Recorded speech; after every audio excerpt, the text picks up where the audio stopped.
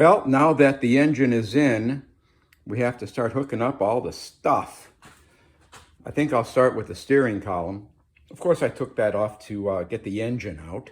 And now we're going to put that little universal joint on that little spline right there. And then we're going to bolt it back in. So let's see how that works out.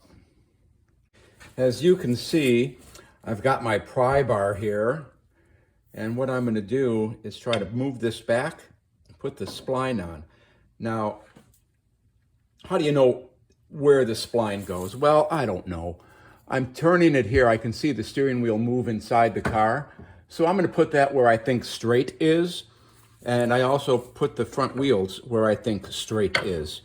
And if I'm off, then I'm going to have to adjust it by taking off the steering wheel. So let's see here. Get my hand out of the way maybe. And go this way. So you can see, maybe. I don't know. No, I can't see there. Let's try it here. Okay.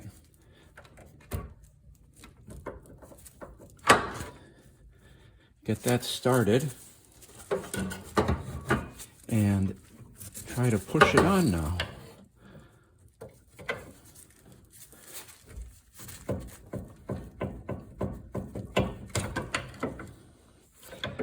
I think this might require a really big hammer.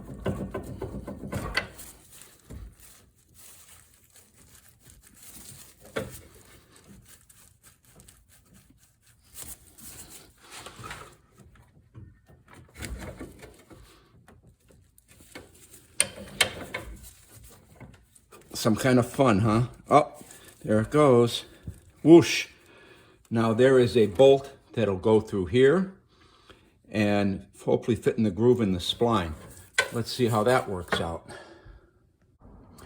Alrighty then. I have the little turnbuckle universal joint on the spline, and I'm going to take this bolt and put it in the hole like that. And I'm going, oh, well, that looks pretty good. Except for one little thing. One teeny tiny thing. Who wants to take a guess? Okay, this is supposed to be like over here someplace so I can hold it down. So the steering wheel is straight, the wheels are straight, the rack is wrong. The rack has to be moved to the passenger side of the car. So let's try it doing this. Basically turning the steering wheel. The wheels aren't moving. And the rack should be. I just don't know where it's supposed to be. Let me get the, I think it's supposed to be right about there. Looking at the other side. Let me get the brackets and we'll see what it looks like. What I did was I moved the rubber doodads here over where the paint was missing. And now here's the bracket. I'll get my pry bar here. And it looks like that has to be moved in that general direction. And let's see if this will fit. Kinda, not.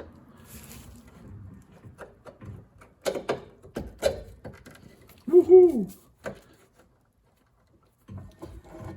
Now you see that's a little off, so we're going to try to do the other side.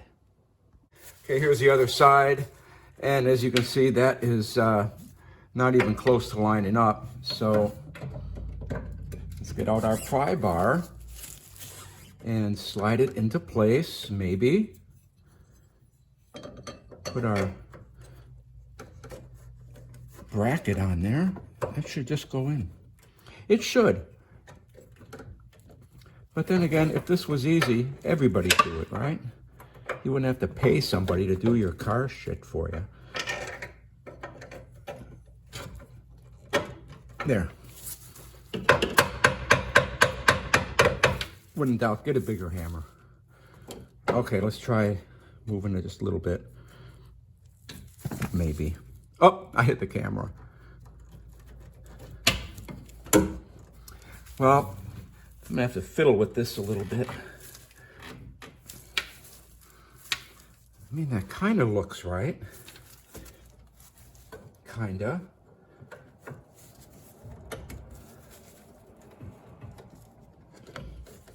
It's like telling the policeman I was kinda speeding. Kinda, a little bit maybe.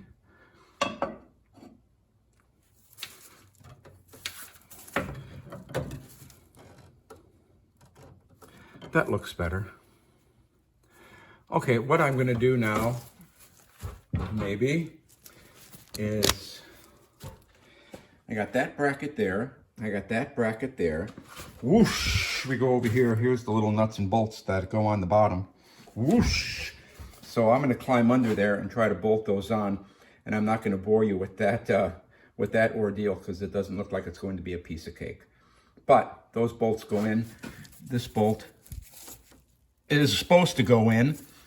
We'll come back to that. We'll circle back to that, okay? And then I think the rack will be installed.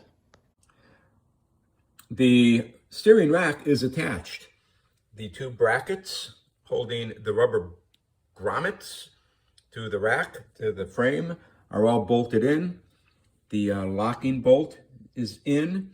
And looking back at this, you could see how moving that out of the way made the engine coming out that much easier. Not like it was easy, but it made it easier. So, the steering column's in, and while I was goofing, I attached the oil pressure gauge line. So, that's attached. Now, we're going to go down there and try to attach the clutch slave cylinder. Well, I put the clutch slave cylinder on, and, you know, as you can see from the tire, this car is sitting on the ground, so there's not a lot of room under here for me, a wrench, and a camera. So I just wanted to point out a couple of things that I did here that if you're going to put on a clutch slave cylinder might help. This plate, as you can see, I can't get my arm in there to point. The plate in between, the plate that the cylinder bolts to, and then bolts to the engine, goes on the forward side of the engine. That's pretty simple because it won't go on the other side of the transmission. That's the only place it can go. The slave cylinder, of course, goes on the on that side of the plate to the rear of the car. So when you push against it, you're pushing against the plate, not pushing against the bolts. And I'm going to start with the pin in the middle hole. There's 3 holes on the throwout bearing lever. So we're going to start in the middle one. See how it works. I can always change it because I put in a shiny new cotter pin. Woohoo! Okay, so anyway, the slave cylinder is on. I have a couple of transmission bolts to tighten up. There they are. Forgot to do that when I put the transmission on. But, you know, I'm old. I forget a lot of stuff. That's it. Okay, the slave cylinder is on. Next, we're going to put this, where is it? Right there, the speedometer cable. We'll put that on. So the clutch slave cylinder is in. Now, I'm going to try to put in, you guessed it, the cross member. This is real complicated. It goes like that. Why does it go like that? Well, it goes like that because the bolts will line up. This right here is a bracket for the radiator. So these go up. Okay, let's put some bolts in and see how this turns out. The support bracket is in place. There it is. These are 9/16 bolts that hold it in. Interesting story. I tightened them with this 9/16 Craftsman wrench that used to belong to my dad, and this wrench must be 50, 60 years old. I was thinking of taking it back to Sears and getting a new one, but it still works, and Sears isn't there anymore. So this wrench outlasted Sears Roebuck. So as I stand here admiring my handiwork, it occurred to me I could hook up the, maybe if I can find it, hook up the heater hose that's down here. because that's not a hard thing to do. That goes like that. That goes on there. We got to get the clamp on it, like right there. Hold it in place and tighten up the clamp. You know, one of the things I do when I take stuff apart is that on there? Yeah, close enough. Is I took the hose off of, can we see that? I took this hose off here, and this hose I took off the other end. That way, when I put it back together, I know which hose goes where pretty simply. If I would have taken both of these hoses off, for example, right now I'd be sitting there going, gee, which hose goes where? So that's done. Now, of course, if this was a German car, that would be a heater hosen. When I put the engine in, this eyelet where the engine hoist was attached, it's supposed to be straight up and down. Fortunately, I have a hammer.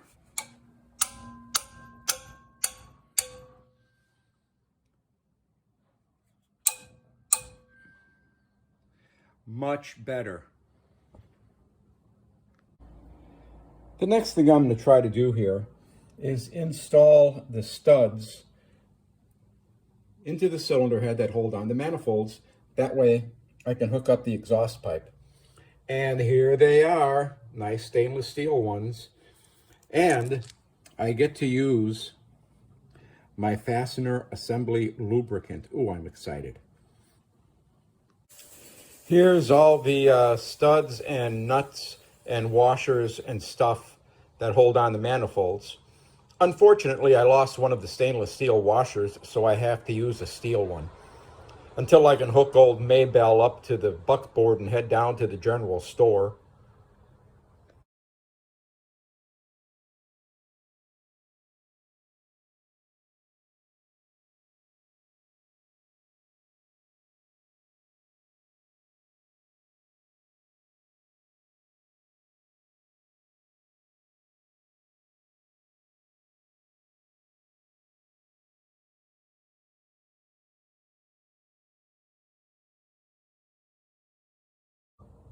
Here we have the alternator installed. Woohoo! And rather than bore you with tightening nuts and bolts, we'll do some important stuff. These two plugs, this one and this one, they only go in one place, so you can't confuse those. This wire goes to the temperature sending unit. It's green. And of course, you got the wire that goes to the distributor, and you have a ground in your loom here, this loom. And then moving over here, we have the white with a brown stripe that goes to the oil temperature sending unit. Okay, oil pressure, I'm sorry. Okay, so that's in. One alternator. We're going to put the distributor in now. First thing I'm going to do is get some oil and put a little oil here on the O-rings so they get a nice seat, they don't go in dry. There we go. And oil them up. Okay. Now that goes down in there. Of course, the little dog only goes in one way. And again, as I mentioned, this is was listed as for a TR250. And since this is an early TR6, I'm going to hope this fits. Otherwise, we'll have to put the original back in. So we put that in there. Oh yeah, that seal is fitting real good. And I think it's down all the way. Let's get the cap off. Yeah, that went right in. If not, just so you know, we'll lift it up a little bit and move the distributor, or move the rotor. And now you see it won't go down until the rotor lines up in the bottom. So that's where the rotor is.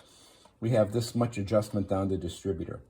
Okay, so what I'm going to do now is put our little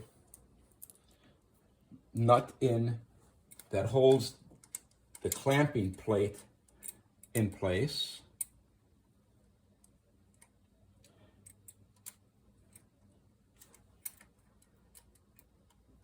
And I should be able to do this. Okay, there, we got that started. The phone is ringing. Okay, now there's two things I have to figure out here. One, right down here is where the tachometer attaches, okay? So when I pull out my cable, you know, it could probably reach that far, so that would be okay. But we're gonna see where number one spark plug is. Okay. Now that we have the distributor in, we have to find number one firing. So that would be number one at top dead center. I'm gonna take off the valve cover and get that out of the way. I want you to look at these intake and exhaust valve as I rotate the engine. Now I can line up the timing marks on top dead center, but I'm not going to know if number one is firing or number 6 is firing unless I can see the valves. So as I turn this, we can see, okay, the exhaust valve is opening, right? So that means the piston is coming up. And I am at top dead center, but the piston just exhausted. It just pushed out the exhaust gases. So now as I turn it, the piston's gonna go down and the intake valve should open, like that, okay? So the piston is turning, the piston's gonna come up now and compress the fuel. And when I'm at top dead center, right there, here, you see this right here? That's top dead center. So now, number one should be firing. Okay, remember that. Number one is firing. Now we're gonna come over to our distributor. And it doesn't so much matter where the distributor is turned, other than the tachometer cable has to attach. So I'm gonna get my distributor cap, put the distributor cap on, goes right there, okay?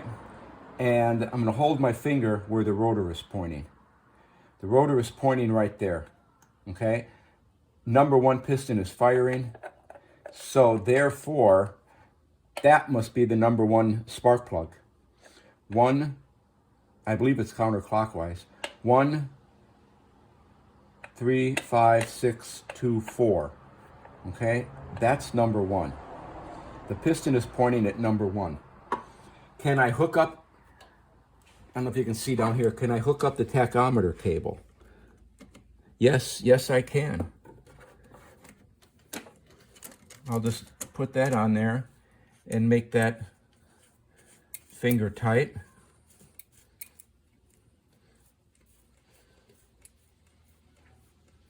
Boy, you think they could have used a little coarser thread. Okay, close enough.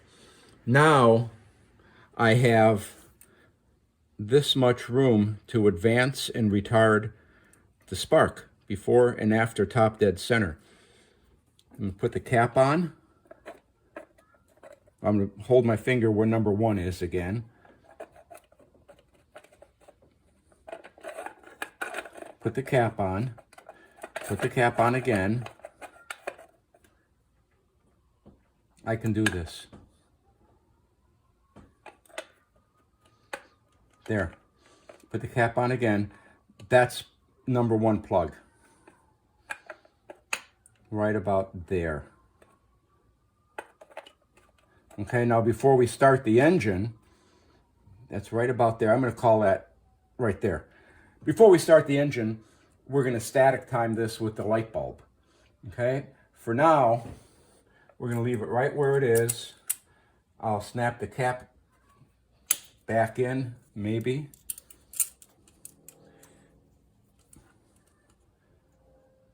Maybe. I can do this. Okay. The wires that come off our electronic distributor, a black one and a red one. I'm not sure at this time, but I believe that the red one goes on the positive side of the coil, and the black one goes on the negative side of the coil. And I'm just going to put those there temporarily and double check it, of course, before we try to start the engine. Now, lastly, I'm going to just snug the distributor up. And boy, that's a little bolt, a little wrench. Don't go away. I'm guessing it's a 5/16 nut on here. And all I want to do is just snug it so the distributor doesn't move. It moves a little bit. Close enough. Now I'll tighten down the bolt that holds the plate. And we're going to call this a done thing. One more time. Tight. Okay, that is done. Now, one thing I'm noticing, these wires are a bit lengthy. So what I'm going to do, not right now, but I'm going to probably get a zip tie and tie these wires to the bottom of the distributor like that, and maybe put another zip tie up here, just so it's nice and tidy, and we'll keep these wires off the hot cylinder head. Okay, which shouldn't be that hot because we have an aluminum radiator. One other thing now, we have the new engine. You saw the valve cover I took off. Let's put the crown on the Queen here. A nice new chrome valve cover, also from British Parts Northwest. There you go. Okay, now we're going to move on to the radiator.